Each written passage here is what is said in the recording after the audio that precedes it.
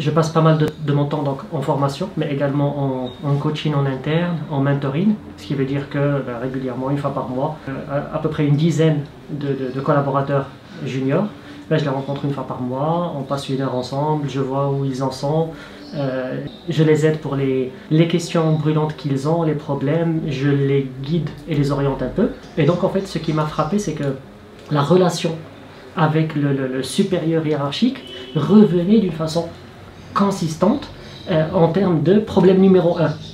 Et ce qui est encore plus frappant, c'est la facilité avec laquelle il est possible de la dépasser.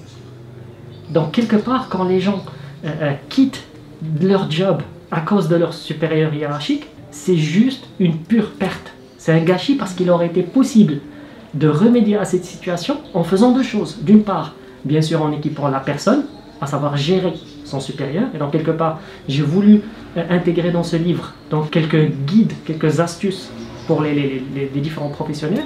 Mais également l'autre axe sur laquelle il faut travailler, c'est aussi la capacité de ces managers, de ces supérieurs. Donc prendre quelques faits, donc 80% des personnes qui démissionnent en fait ne quittent pas leur entreprise, ils ne quittent pas leur salaire, ils ne quittent pas la situation, ils quittent leur manager. Mais 80% est vraiment dû à la relation et l'interaction directe avec le supérieur. D'accord? Donc c'est vraiment un gâchis.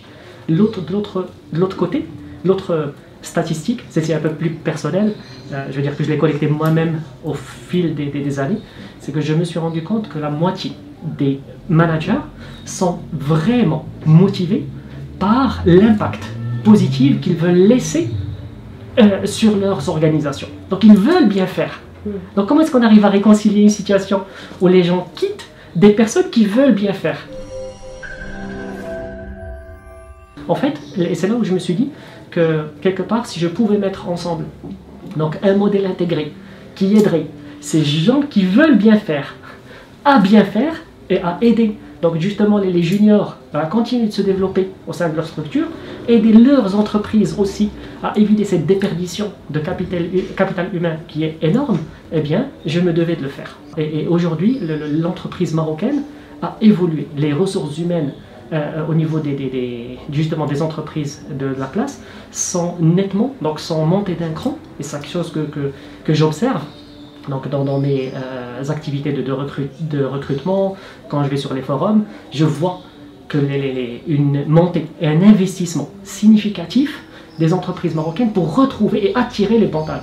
Et donc quel gâchis pour ces mêmes entreprises après avoir passé énormément d'efforts à recruter, à attirer donc ces talents pour ensuite les perdre, et comme j'ai dit d'une façon qui aurait pu être évitée. C'est un vrai gâchis et je voulais d'une façon modeste, d'accord, donc apporter ma pierre à l'édifice et donc